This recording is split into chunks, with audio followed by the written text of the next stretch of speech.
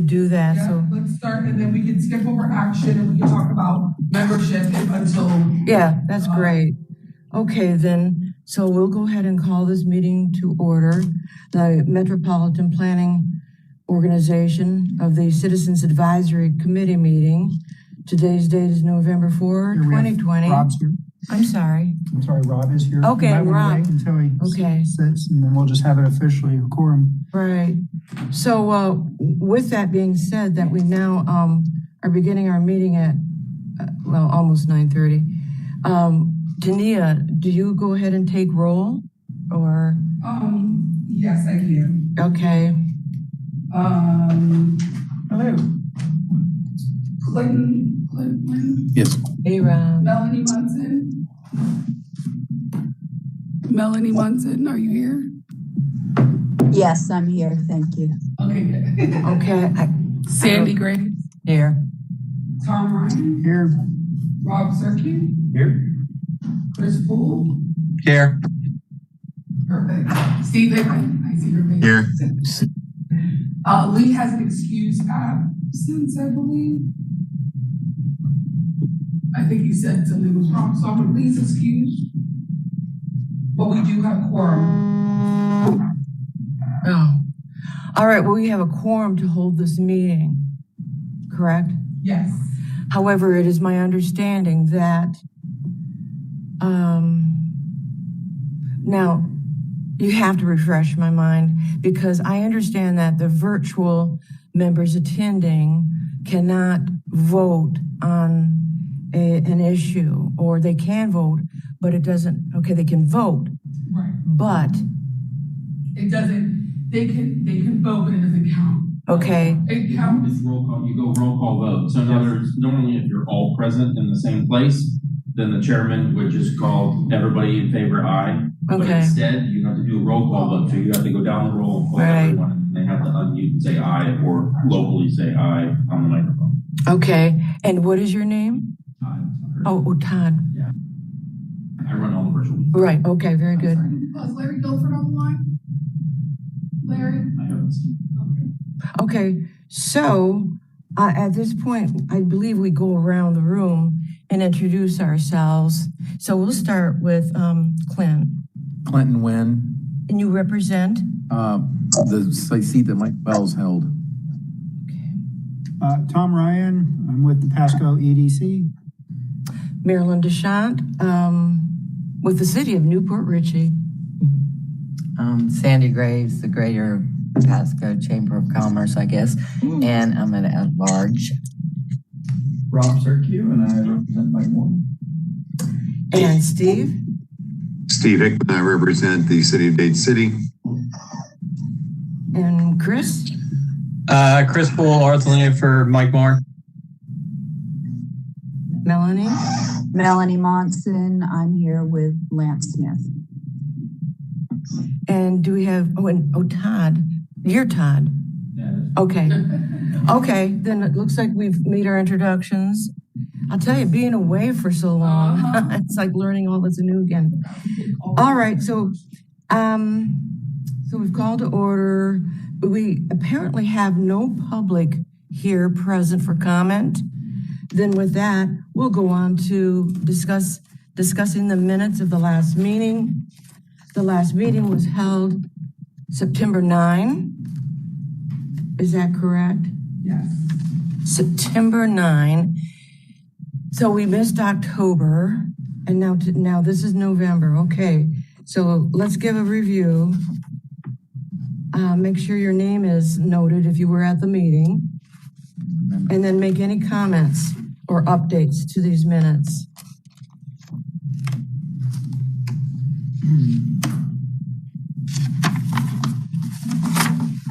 Okay, well, I don't hear anyone.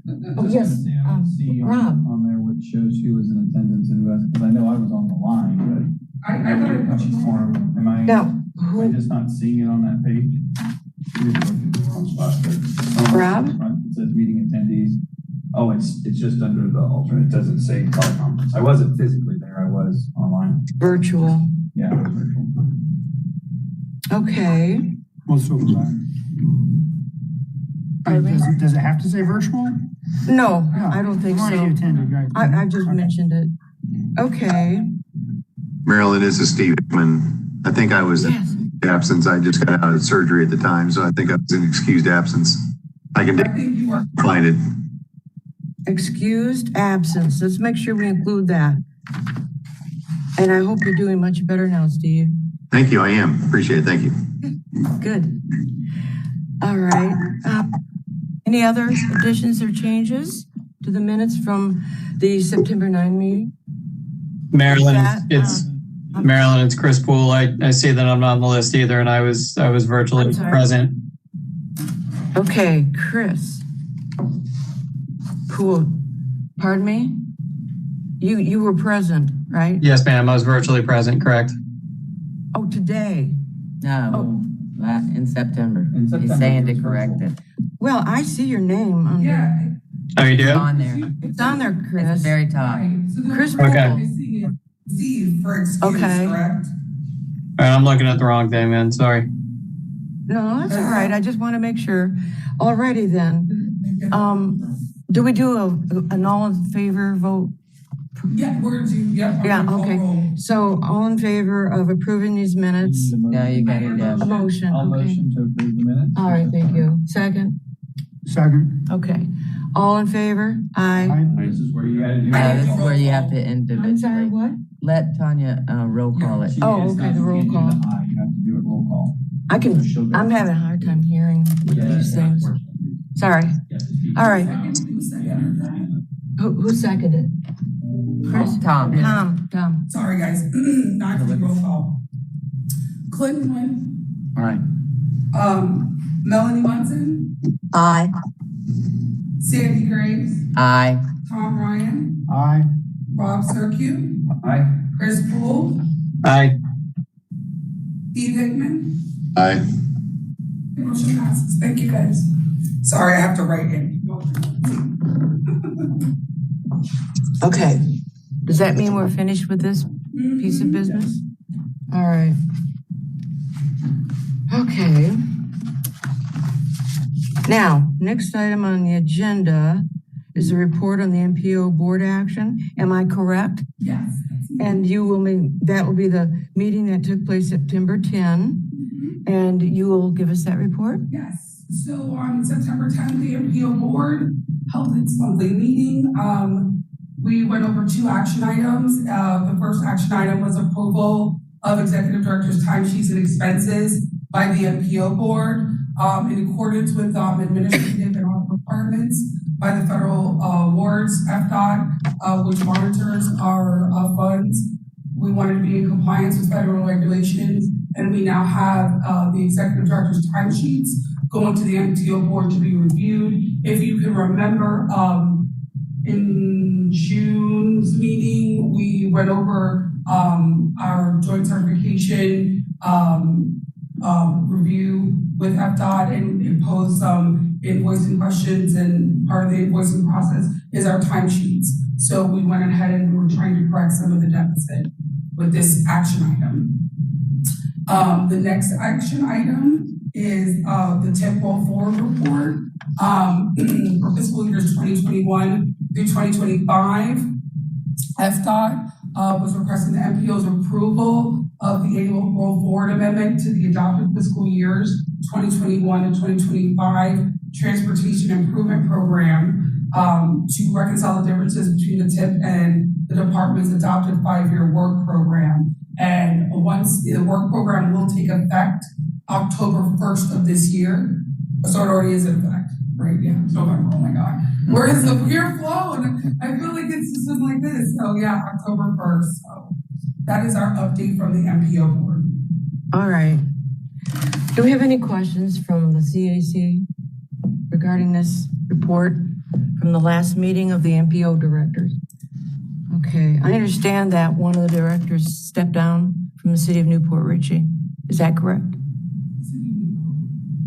City of Newport Richey, Jeff Starkey, I believe he was the chair, Yes. and he stepped down a couple of months ago. Yes, he has moved to a different district. That is correct. And he actually gave up his seat. Right. We will be doing elections in the next MPO board meeting, which is next Thursday. As it stands, it could be Councilman Lance Smith that may want to step up because he is currently the vice chair, but we have to discuss that in the MPO meeting. Lots of transition. Is that meeting that you mentioned taking place at this, in this venue? Yes, next week is the MPO board is on the 12th here. That's November 12th. The regular MPO board meeting will be taking place in the boardroom, first floor of the county building in Newport Richey. Okay. All right, we move on to item 5A. Let's see here, action items. I do have one small correction. Yes. The FDOT SaleTRIP is just an informational presentation. Okay.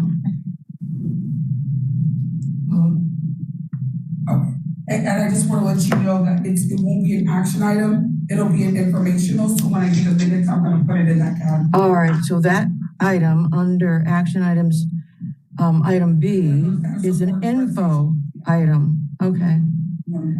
So, all right. Okay. So we, let's see here. State Road 56 roadway classification. Yeah, I see that. I just thought it was going to be the discussion about the current board, but it's all right. SR 56 roadway classification. Do we look to you, Tania, for update? We have FDOT on the line. They're going to present. Okay. Jensen, will you be presenting?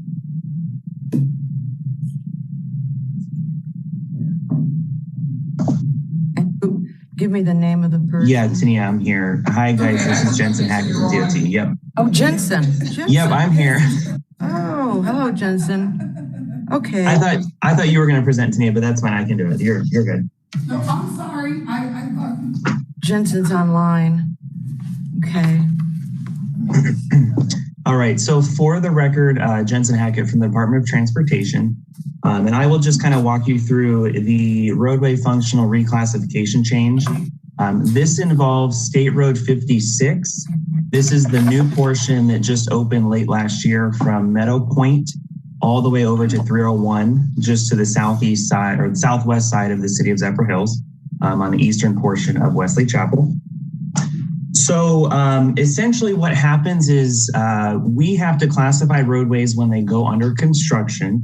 In this case, we always classify roadways as local roads during the construction phase of the roadway. After the construction is completed and the roadway is handed over to the state after completion, we then go through the process of reclassifying the roadway from that local designation to whatever context class that the roadway will assume once the roadway is fully constructed and traffic is then traveling on that roadway. For this area just to the east of Wesley Chapel and to the southwest of the city of Zephyr Hills, going through our roadway classifications, this roadway will be classified as an urban principal arterial roadway, mainly due to the fact that this is going to be a large connection piece from Interstate 75 to the west, all the way through to US 301 on the east. And so that is why we are reclassifying this roadway to the urban principal arterial designation as its roadway classification. This will need an action from you all today to take to the board next week. Motion to approve. Second.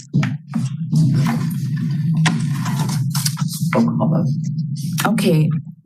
What is it now? I heard Jensen say that we're going to need to take action for this to be sent on to the board. What action? Does it just approve the fact that we're saying it's okay to go ahead and rename these roads and call this functional classification? Right. It's being reclassed to principal arterial, I believe, Jensen.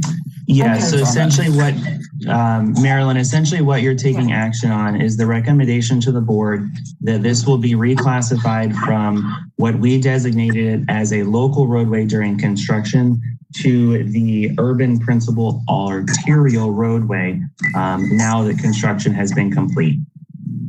Okay, so that means that to do so as individuals, we all have relatively good and common knowledge of what he's talking about regarding functional classification, that we understand what it is we're voting for, and that this is an issue that needs to just be voted on, whether we understand it or not, but to be voted on so that it can go forward. So with that, do I have a motion? Yeah, you already had Yeah, you have a Steve. question? Yeah, I was gonna say, yeah, Steve already motioned it, and that's what I said second too. Well, I didn't Because then hear the that, discussion so- start, yes. Okay, so discussion Steve starts. made a motion.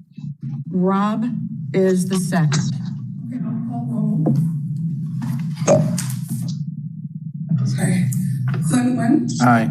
Melanie Munson, Aye. Danny Graves, Aye. Tom Ryan, Aye. Rob Cirque, Aye. Chris Poole, Aye. Steve Hickman, Aye. and Marilyn DeChamp. Marilyn. I'm sorry, what? Aye. Voting. Yay, nay. I did not hear that. You called my name? Yeah, Marilyn DeChamp. Yes, aye.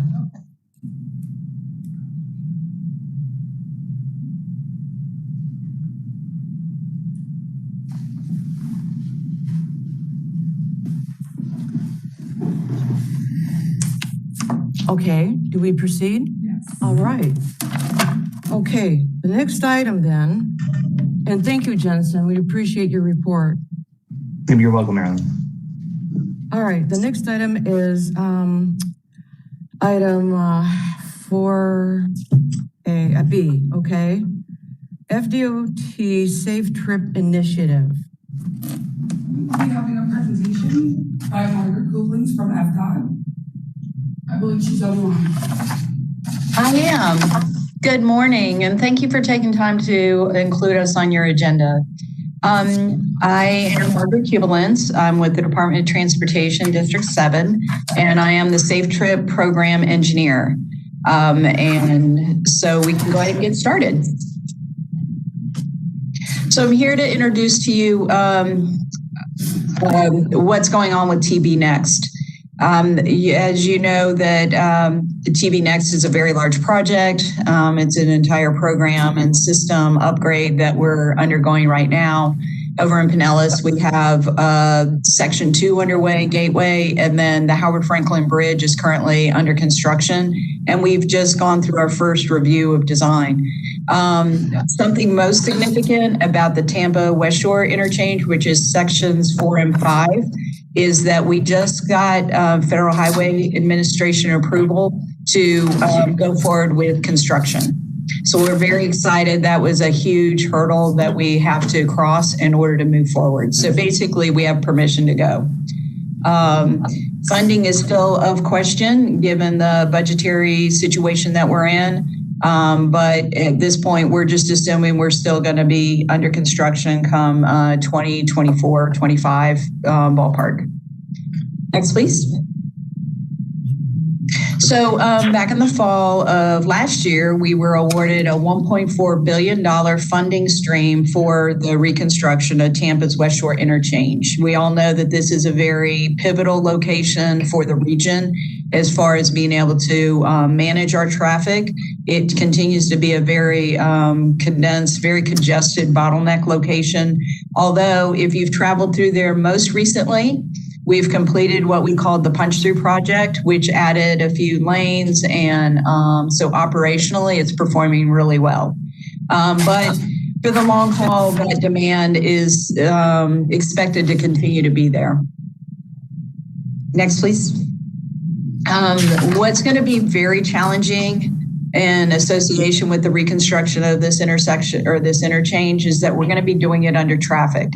So that means that we're still going to allow cars to be passing through here, cars, buses, trucks, any vehicles. They're going to be passing through here, but at the same time, we're going to be under construction.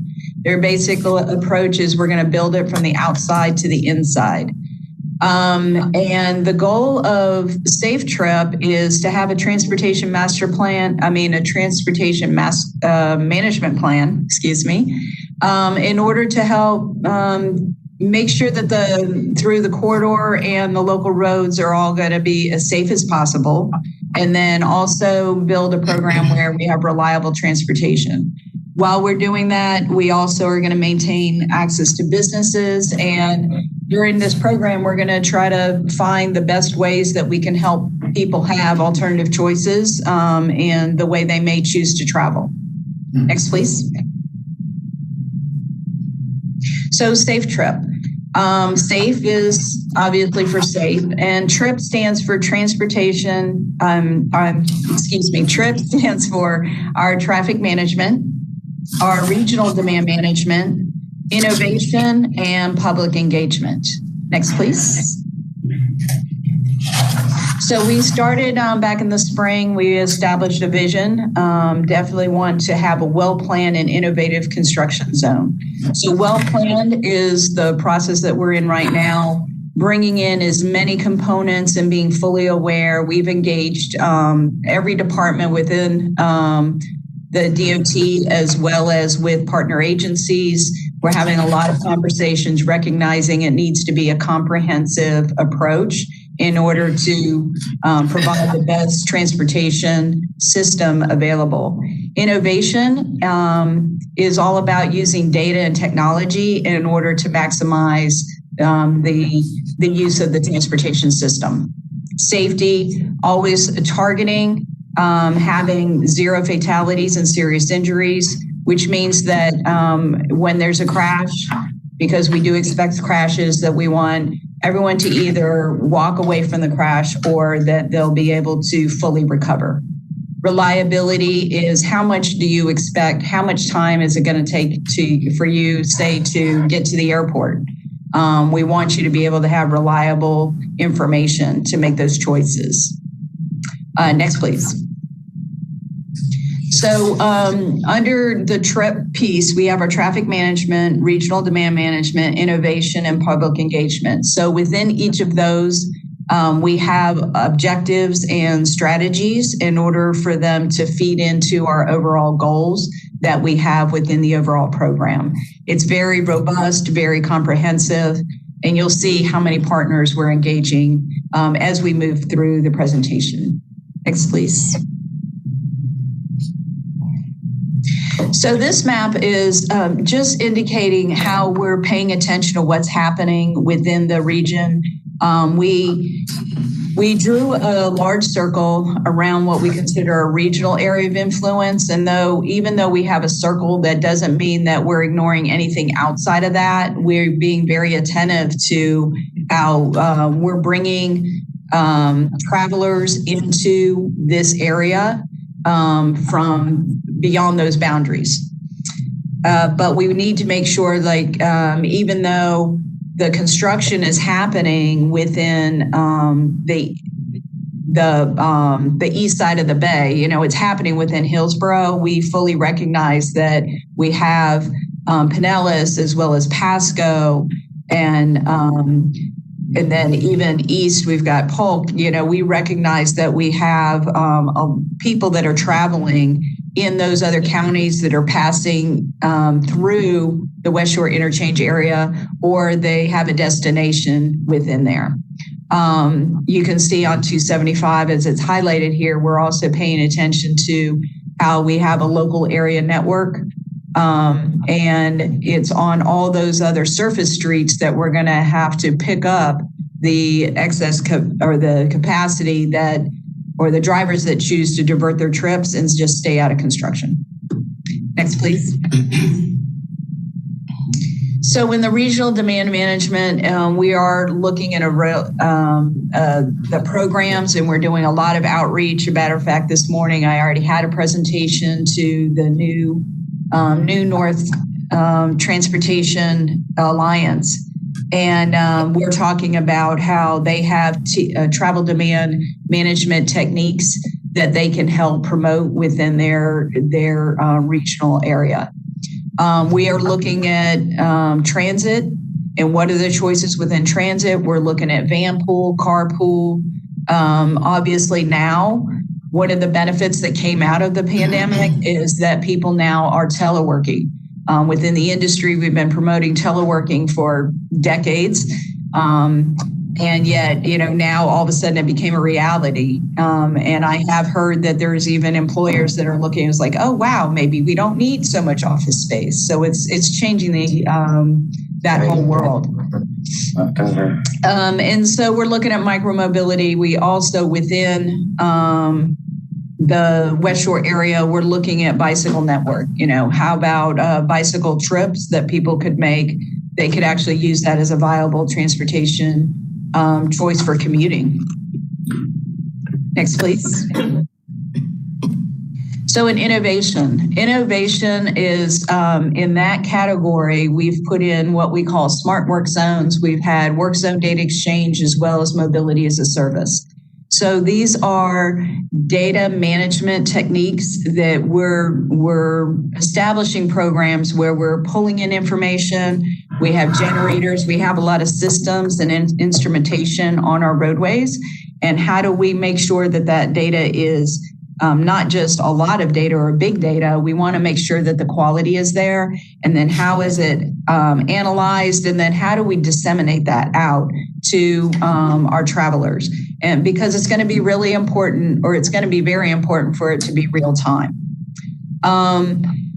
With smart work zones, this is a somewhat modern technique. Well, it's pretty new, but we're working with central office in order to deploy smart work zones within our construction projects. And what we want to focus on in order to enhance safety is speed harmonization. So basically, if people are traveling about 50 or 40 miles an hour through the work zone, we'll be able to serve a lot more traffic. But then also another high efficiency is if we have a road closure, we're going to be able to create the environment so that's safer as well, because we're sending messages upstream. So as drivers come into the work zone, they're going to know what to expect as they come into the work zone. Can the person running the slides, and I apologize, I don't know who that is there a link to go to the video with audio? Yes. Can you try that, please? It's not going to work. I'm sorry. I didn't know there was a video. I've done it a different way. Oh, okay. Okay. That's fine. Thank you, Todd. But the zipper merge, you can just go on YouTube and you can do a search for it. But a zipper merge, if you go back to one slide. In this diagram, it shows where the advantage of a zipper merge is, or within the concept, is that we send messages upstream. So the drivers that are approaching the work zone, when we have a lane closure, we encourage the drivers to use all the lanes and they not merge until they get up to the work zone. And then the goal is to have them alternating one after another, as you can see where they're coming together, and it's like a zipper. Just like when you zip up your jacket. It's one vehicle at a time. And the efficiency is very effective as far as how you get people through the construction zone. It also helps reduce the number of crashes because it slows the drivers. They have to slow down before they even get up to where the merge is. So you don't have the people that are trying to jump ahead. It goes against what many of us were taught in driver's education. Anyway, this is going to be coming out. Next, please. In public engagement, over the course of Tampa Bay Next and previous versions of it, there's been a lot of public engagement in large settings, small settings, individuals. We are already on that track. Obviously, we're coming to talk with you. We're early in the process. We're working towards getting the information out to let people know that we're going to be under construction. Plan ahead. If your route takes you through the West Shore interchange, we want you to check in. We want you to be ready to go. But leading up to what happens on that daily basis, we want to hear your feedback. We've had conversations with the airport. We've had conversations with HART. We already have things scheduled with PSTA. I've done meetings with the MPO for Forward Pinellas, and we're already reaching out to the city of St. Pete. So we're getting the message out. We want feedback. We've already gotten input from challenges that we didn't notice before from the conversation with the airport. We've also gotten it from Hart. They're like, oh, wait, this is one route that's going to be really important. So we expect and we need for you to give us feedback to understand how having this interchange under construction is going to have an impact on your county. Next, please.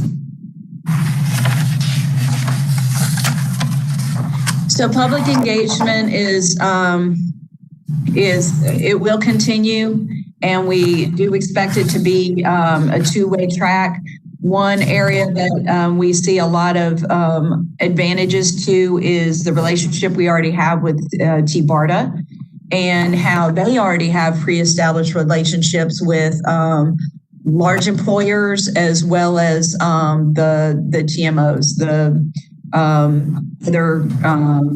like the Tampa Downtown Partnership, the City of St. Pete, the West Shore Alliance, as well as Gateway. Even though Gateway isn't a formalized organization as far as a TMO, then we already have them on our list. So if you have a strong group that's organized that we need to be engaged with, we need to know that. And so we appreciate that kind of feedback as well. Next, please. So we have a community advisory task force, and so this is a list of the members that we're already engaged with, and so we're soliciting that feedback, and we are pushing that the information out as quickly as possible, recognizing where we are in the process.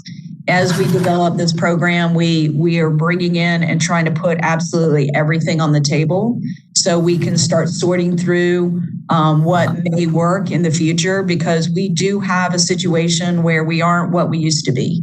And so something that didn't work before, like teleworking, we always put it on there as transportation engineers. We would put that on the table, but it didn't always stick because people didn't believe in it. But now look where we are.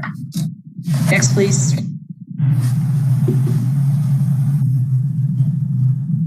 I want to assure you that we have sought out lessons learned. We aren't the first ones to build a very large project. So we've gone to sister agencies and sister districts. So we just had to go over to District 5 for hearing lessons learned for I-4 Ultimate. We've been in conversation with what they did up in Wisconsin. We've also reached out to VDOT as well as Missouri DOT. And they've given us a lot of information, and we've already incorporated it and used it as an approach. Next, please. So here's our general schedule. Right now, we are right on target with, here we are in 2020 in the fourth quarter. And so we're in development. We're writing the document. We should have a good, strong draft by the end of the first quarter. And then we expect to have a complete document before the summer of 2021. Then we are already looking at projects that will help support what we're going to need in the future. We have instrumentation is a big one, making sure that we have sensors, cameras, planning for additional dynamic message signs, just so we can monitor what's happening with the surface streets and how we can best serve the traveling public. We do plan to let it rest a little bit, and then come 2022, we'll see what our lessons learned, what is working right, what's not, and start making adjustments accordingly. As indicated earlier in the presentation, as far as the reconstruction, Originally, the construction was slated to start in fiscal 20 or calendar 2024, but right now we're not sure what the word is going to come back as far as when the construction will actually begin. And that wraps it up for, and I'd love to take your questions if there's any additional information you'd like at this time. Rob? I just have a question on the education part of the zipper, because it does work really well, but I feel like most people have no clue how to drive that zipper. Like you get stuck in traffic and you drive up, everybody looks at you like you're crazy instead of doing it the right way, driving up and zippering in. So a sign that says merge ahead, I don't think is going to educate them on what a zipper merge is. The visual that you have on this sheet is great. How do we incorporate that into the roadway, that type of stuff? Yes, that's a very good question. So we do have a sequence of the changeable message signs. We're talking 2 miles upstream of the work zone, and then it progresses of projecting information to the driver. We also have an education program that we have discussed. We haven't assembled it yet because we are working in a lot of the very granular details as far as the execution of the zipper merge, as well as working even in the details of working with FHP. We will have an education campaign that comes out. And that actually, Todd, maybe you can check to see if the zipper merge, the video is embedded in that program that was sent. Give me 1 second. I'll try and bring it up while you're still talking. Okay, thank you. I appreciate that. But the sensors, the way the smart work zone is set up, that the sensors that we have within the work zone, it'll automatically, without a human being have to touch it, it'll have a library of signs and will establish the algorithms in there. So once we reach a certain speed within the work zone, it'll automatically change the signs upstream and start with real-time changes in order to help inform the drivers upstream of the conditions that they're going to experience as they get there. But there is a huge education, public service announcements, and so on that we're going to have to push. I envision we'll have billboards up within the vicinity to let drivers learn what's expected. Yeah, because I think the written word is one thing when you're driving, those changeable signs, but the visual, did you go away? No, she's still there. Okay. I'm here. The visual of that graphic with the red and yellow and blue sometimes is faster and more educational than necessarily the written word. So the billboards and stuff, I think would be, pretty important. Yes. Sandy, do you have questions? No. What? I think you should tase them and figure it out. I think we're gonna watch this video. The zipper merge. We'll have to wait for this. Okay. A lane is closed in a freeway construction zone. There are signs and arrow banners well ahead of the closure to let motorists know they need to move to an open lane. Traditionally, drivers merge as soon as it is safe to do so. Use a traditional merge when traffic volumes are low and cars are moving at highway speeds. When traffic is heavy, that one lane can back up fast. Sudden dangerous stops, significant delays, and angry motorists. When traffic backs up, there's a better way to merge.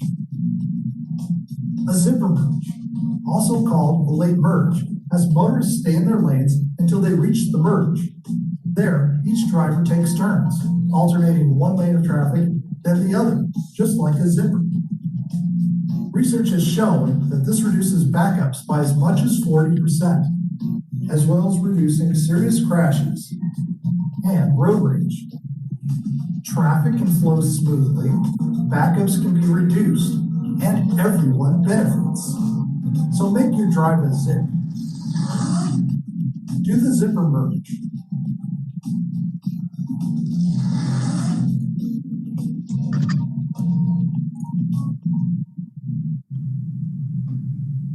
Yeah, so as you can see, having a visual like that, it's so much easier to understand without me trying to explain what we're trying to do. So I only have a brief question. How is your outreach going considering COVID and everything? Actually, it's gone really well. All of these meetings have been virtual. We haven't done any face-to-face meetings at this point. And the department statewide, we've been given more guidelines on how to handle public involvement under these conditions. It seems that everything's going to be dual mode. So it'll be in person as well as virtual. Jensen, did you have any additional information that's more current than that? I don't have anything additional, Margaret. You pretty much summed it up well in terms of the department stance on that. Thank you. Hey, Margaret, one question for you. How about the regional BRT study that's going on? How does that integrate into this, or how does this integrate into that, or how do they connect? Well, that's a really good question. It is very important because their study is still ongoing. We have that as a place marker. And fortunately, because of all the conversations that we're having, we're very aware. So there's been conversation about the best way to make it smoother as it goes through. We are going to have restrictions on shoulder use. And I don't know exactly how it's all going to turn out, but it is based on the conversation. Like just last week, we met with Hart and they were like, oh, we want to put in because Cypress is going to be a major east-west road for them or route for them. They've asked for transit signal prioritization. So that is on our list of focus area as we look at instrumentation. We also know that Pinellas has a bus on shoulder project, that the pilot project is currently under construction. So we'll be using lessons learned from the bus on shoulder for that particular project and see, oh, is that something we could expand and help assist with other constraints or restrictions as far as capacity on the throughways? You know, can we accommodate bus on shoulder in other locations as well to make it more efficient? But that's, don't assume that we've got it all, because last week or 2 weeks ago, probably, we were on the phone with Forward Pinellas, and then they brought up some other programs they have with McMullen Booth Road and what they're looking at along there. So yes, we need the feedback to make sure that this is as comprehensive as it can be. Okay, thank you.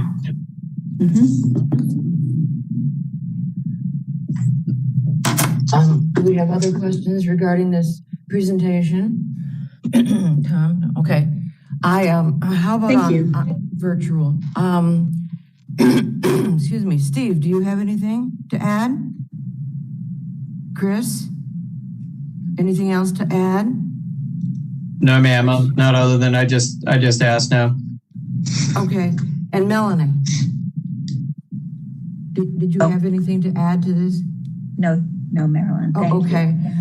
All right. Well, I do have one question, and that is, I'm sorry, did I miss someone? No. Oh, okay. Okay. How does Vision Zero add to or influence this work you're doing with, I'm sorry, I've missed the name. With SaleTRIP? Yeah. Does that Vision Zero that came out a couple of years ago and adopted by the various MPOs, how does that work into that? Does it influence it? Does it inform it? Because that was a thing that was going to be important to communities to lower accidents and other incidences such as road rage. Can you tell me about that? Absolutely. You may not be aware, but I actually helped write before I came to the department, I helped write the Vision Zero action plan for the city of Orlando. So, and spoken on Vision Zero nationally for years. so it's near and dear to my heart. That is, we know Hillsborough County, they have their Vision Zero program. And then Fort Pinellas, they have their Vision Zero program that's underway now too. And I'm assuming Pasco does. I know that in US 19 that when I was in a different position within the department, we work with Peter Shue quite a bit as far as instrumentation and using technology to help influence and increase the safety along US 19 and then as well as NC 54. So with that being said, Vision Zero is very important. And as far as our goals that we've established, I can't pull it up yet, but already we've established the goals as far as when we're doing our monitoring of our successes along the corridor, along 275 and State Road 60. We also have within our area of influence. We are monitoring not just total crashes, but we also are monitoring our fatalities and serious injuries. Because in our data that we have already pulled to see what the historical information is that we've had crashes go up from, let's see, in 2016, 17, and 18. We noticed that the total crashes have gone up. But they also, when we looked at the fatalities and serious injuries, that those have actually gone down. And so we were pleased to see that even though the crashes are going up, we are trending in a situation that the fatalities and serious injuries are going down. So within Vision Zero, we accept the fact that people will always have crashes, but the goal is that everyone will either walk away from the crash or they'll fully heal from any injury they experience. Okay, that's very good. Thanks for that information. Mm-hmm. So at this point, Tania, apparently we need to, excuse me, approve this as the No, it's not actually, it's informational. Okay. I moved it down, I'm sorry. All right, well, it says approve the FDOT's recommend. It said recommended actions on the. Yeah, she told us to start with that it was in the wrong space. All right. That was one of those things I guess I missed. Well, thank you so much, Margaret, right? Thank you. Yes, you're welcome. All right. I guess we're all set then on that one, right? All right, thank you. Thank you. Our next item is,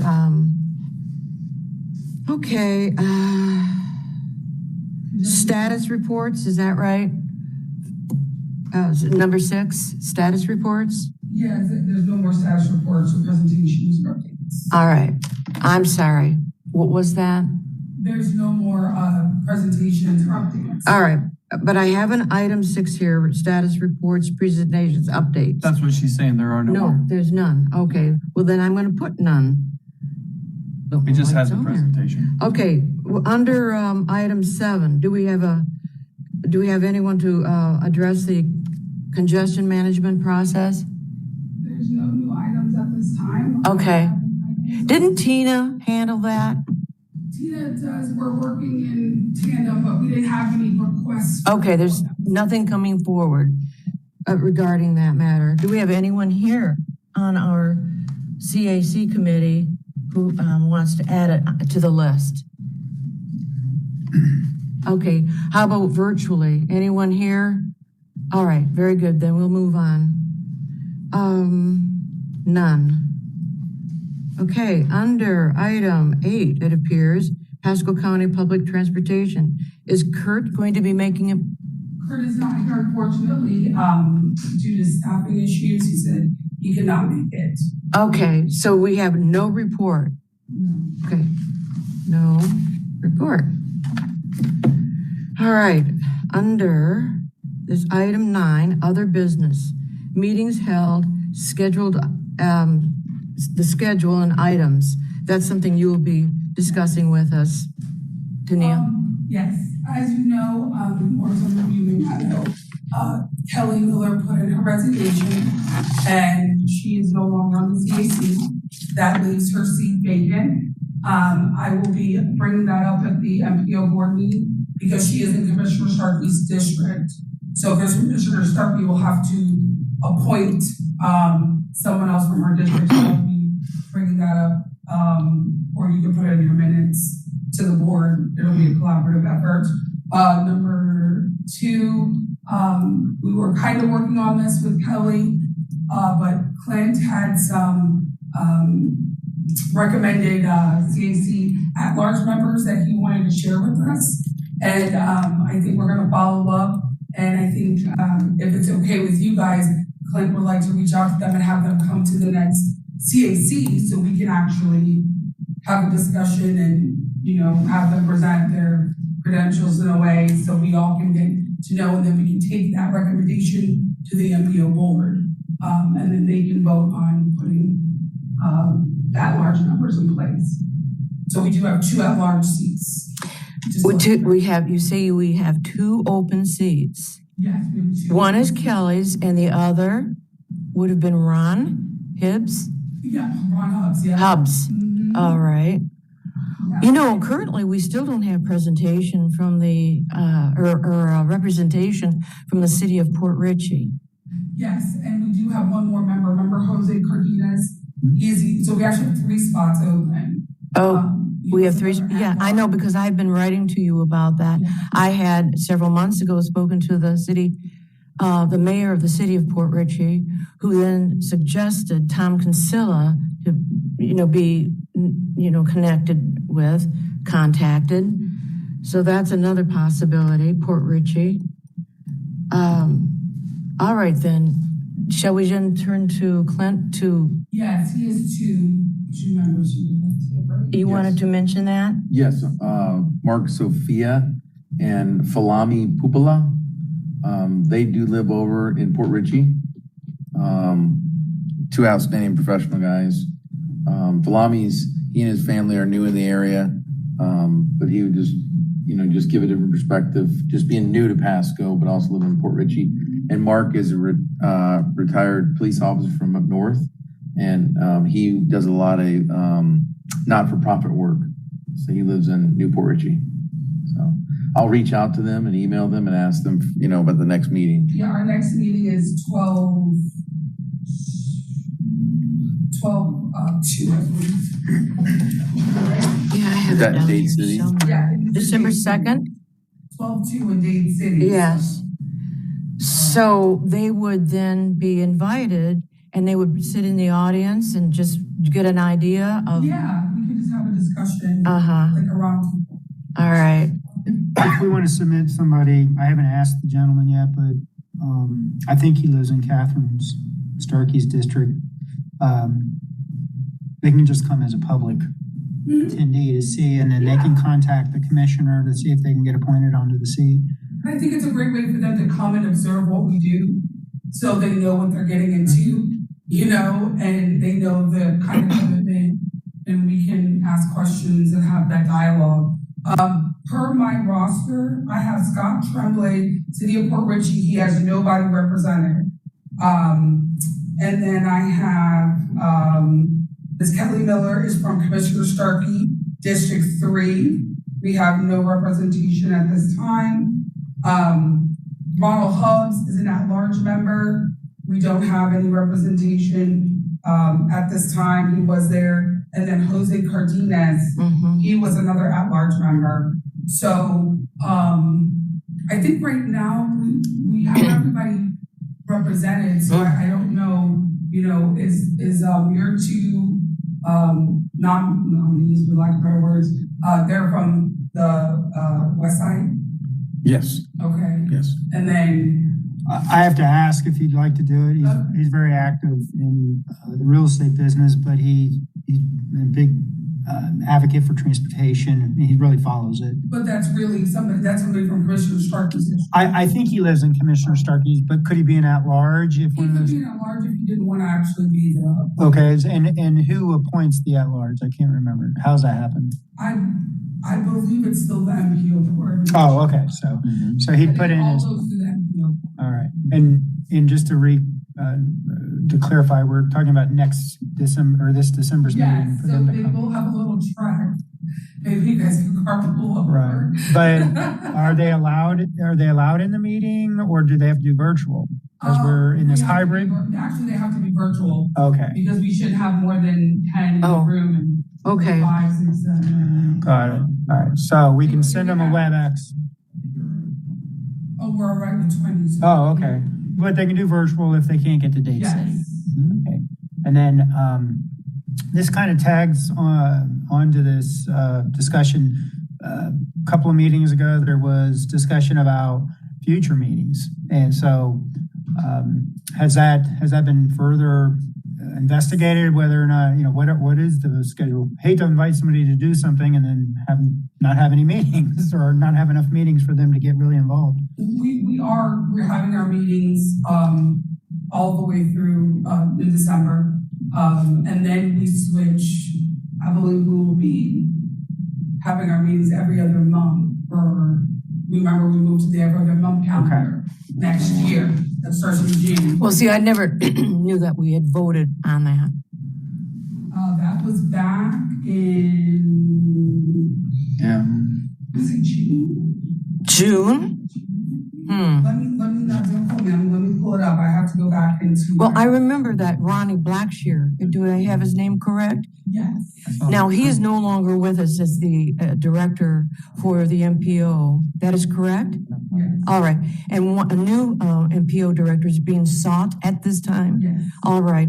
I would like to suggest that be reconsidered. I mean, why would we go to every other month? Why? Because after all, the MPO board directors meet every month, right? No, they have been moved to every other month as well. Right. Yeah, we're ready to be in alignment with their meeting schedule now. Right, so when we have. Is this a COVID thing that we're going every other month? Is that what influenced this decision? So the discussion came about when some agendas are super light and we have you guys driving across the county for one agenda item. Okay. And the commissioner is the same. And so upon review by the former executive director and the planning development director and the MPO board, they were like, this is more reasonable along with their workload and you guys driving, because you guys are volunteers, it seems like a more feasible fit to do it this way. So I think that will help us.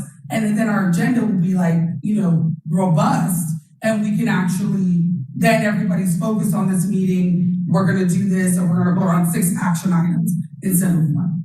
You know what I mean? So I think that's really the crux of it. It's just getting more bang for your buck, so to speak. All right. But I mean, certainly when the new director comes on, we can revisit it. At this time, it's been approved by the board. So we're gonna go forward until the new director comes on. I don't get paid the big bucks yet, to make any big decisions. So I think that's how we're going at this time. Did you guys get the new schedule? Did you guys keep or do you want me to send out the new schedule? Yeah, we would very much like to receive a schedule for next year because I usually put those dates in. In your calendar, right. Mm-hmm. Exactly. All right, then. Do we have anyone else here wants to ask questions of Tania? And also online, Melanie and Chris and Steve, do you have any questions?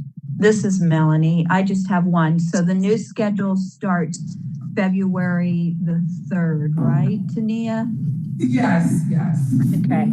I just want to make sure I have that. So it'll be February. Check that, Melanie. Just so I don't want to give out wrong information. I just want to pull it up. I'll give it to you guys. I think it should. Oh, Tom, back to your question. You were asking about how this is going for the rest of the year with virtual. Did you ask that? I think it's a merger of 2 topics that we were talking about. Was the virtual for next month for our candidates or people we'd like to introduce to the MPO and CSE, and then going forward, it was about the meeting schedule, but you answered both. I'm going to send out the meeting schedule. I'm actually pulling out the agenda. So it's just good we brought that up because it's in alignment with the MPO meetings. It had nothing to do with reducing our involvement No, you still have level involvement. I just think we want to make sure that we're not wasting time and resources. You know, I think it's a better fit.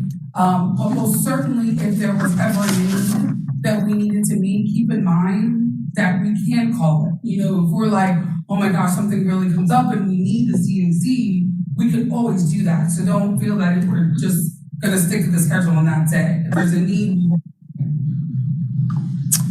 Okay. Any other questions regarding this particular matter? Just to get real quick, so the meetings will rotate between Newport Richey and Dade City? Yeah. Is that correct? Mm-hmm. That's correct. Okay. Yeah. Until we, you know, the COVID protocol is ended. In order for us to get this reported and have IT, we have to have it in the boardrooms.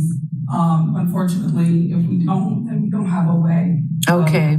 Well, thank you for going through that again, because I needed to understand that. Now, let me ask you another question, and that is that in ordinary times, we not only have regular CAC members, but we also ask each individual to find an alternate. Is that still something we would like to ask each member? Like, for instance, for the city of Newport Richey, I personally don't have an alternate, but is that something we members would still need to reach out? Yeah, we have, I have it up right here. We do have quite a few, at-large vacancies. I'm sorry, so we can discuss that as well while we're talking. Yeah, okay, all right. Maybe some of these, nominees would like to be. Right, so that discussion is going to take place in February at the next CAC. We can bring up, yes. Okay, all right. Then all of us. Meeting is in December, by the way. I'm sorry? The next meeting is December, not February. Oh, I'm sorry. Okay, yeah, in December. All right, any other questions about this matter? And if not, we'll move on to the last item. We'll go around the room. It's the CAC member roundtable. We'll start with Rob. I just would like to maybe at the next one or the one after that, get a little update on the diverging diamond process there at 75 and 56, because I know it's had some ups and downs and behind schedule, and they're trying to incentivize to get back on schedule. So I'm interested as to where we are and what's being done to get them back up to speed.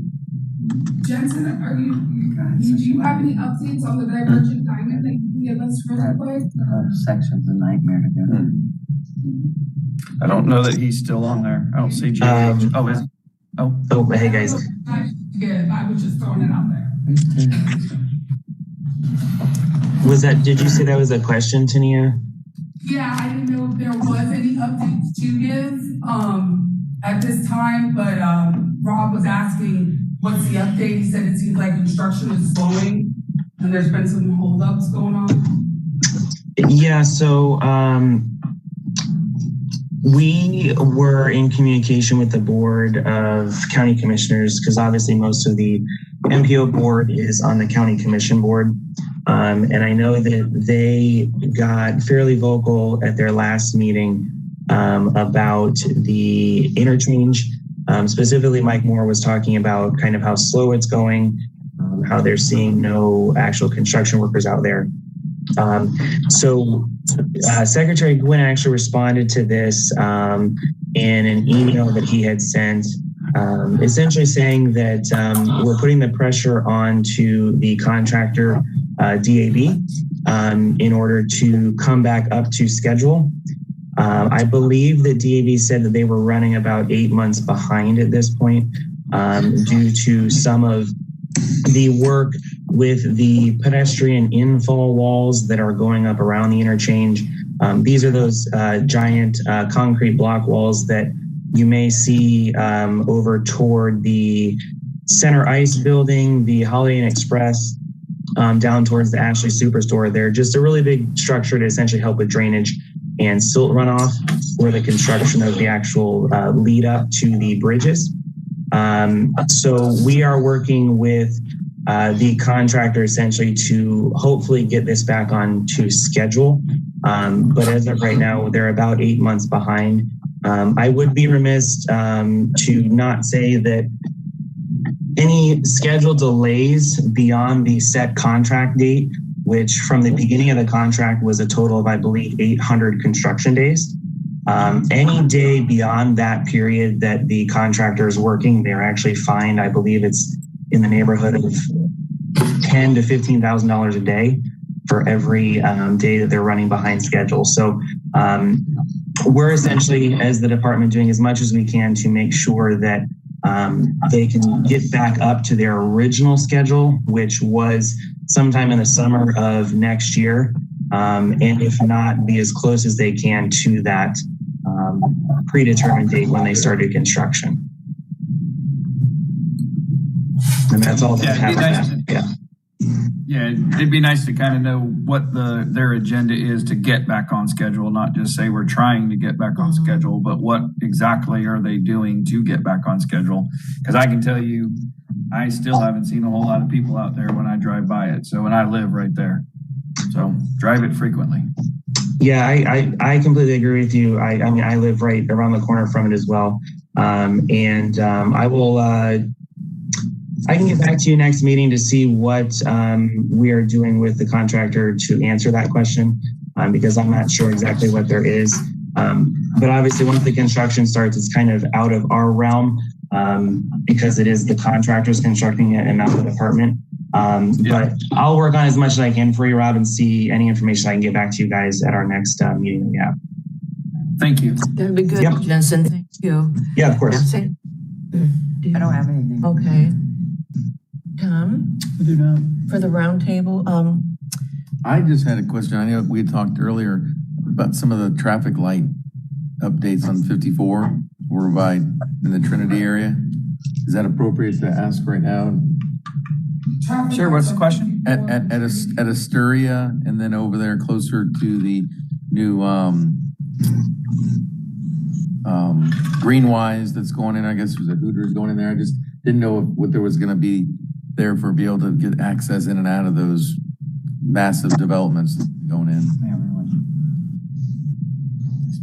Yeah, I don't have an update. Let me see, Tina, are you on? Do you have any update on the 54 Trinity area near Astoria for some of those lights going in for those developments? I know you've been working on some developments like that.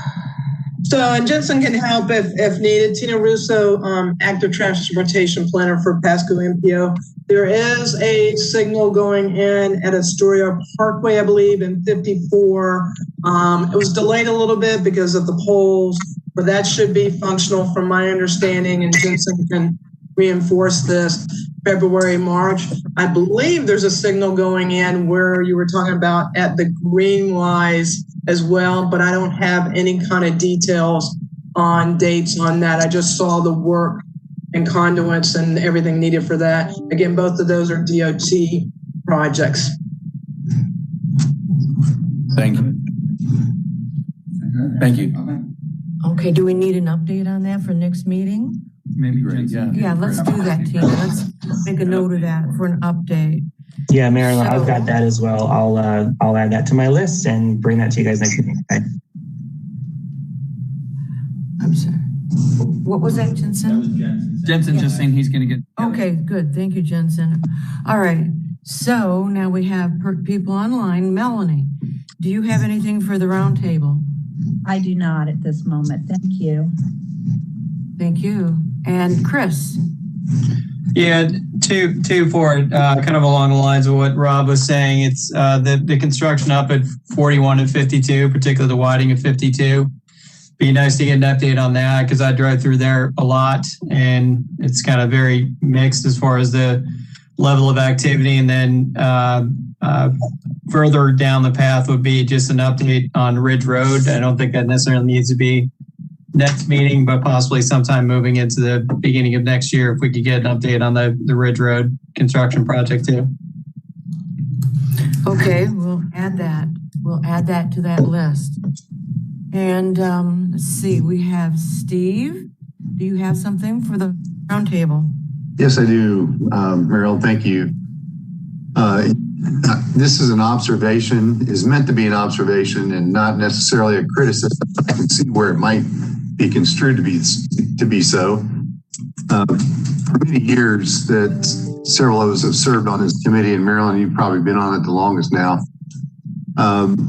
We've had a fair amount of stability in the MPO for several of those years. And then, and I don't go quite far back as you do, but when Jim Edwards was here, we used to get some very robust updates. And I'm listening to the comments from everybody asking for updates on different projects. That was standard fare several years ago with Manny and with Jim would give us these updates on a regular basis.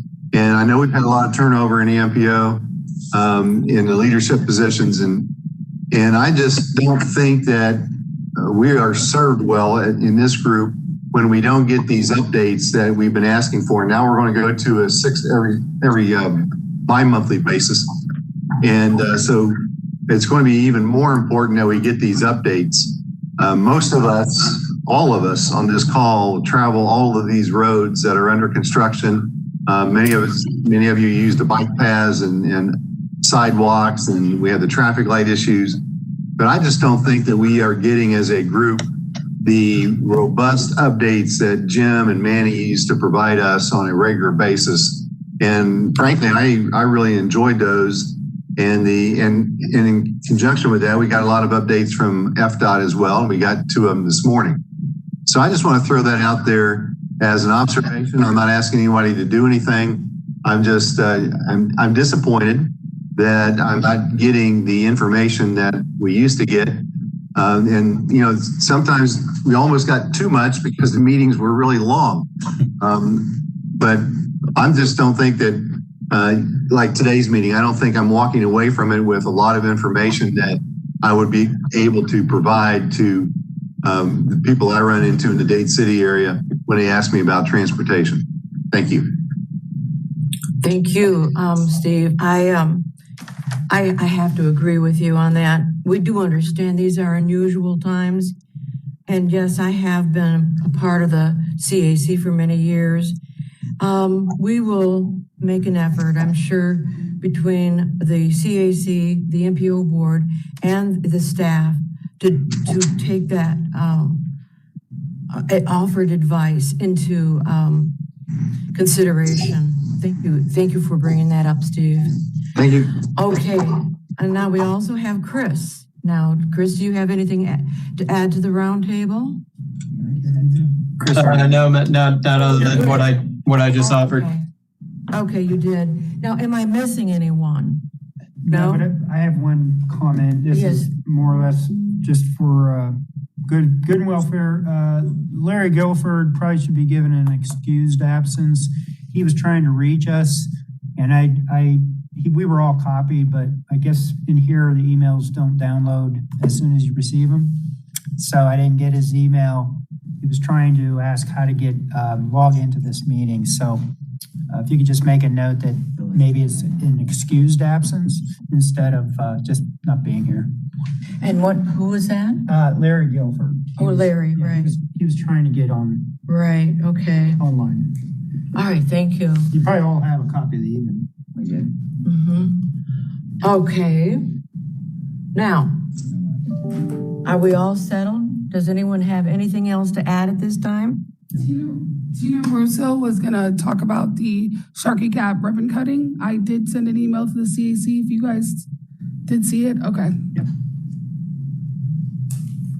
Again, excited about November 13th, Friday the 13th, finally having a ribbon cutting. It will be hybrid method, but it will be on Friday the 13th, 1:30 on the south side of Trinity Boulevard and the Starkey Gap Trail. And then Commissioner Starkey will be holding a reception after that at the Starkey Market, the barn. Excited that we can finally move forward. Okay, thank you, Tina. Does anyone else from the CAC committee or the staff have anything else to add to this meeting? Then at this point, I would say that we are adjourned. Thank you. All right. Thanks, everybody, for being Thank you. here. Here, I'll do this. That's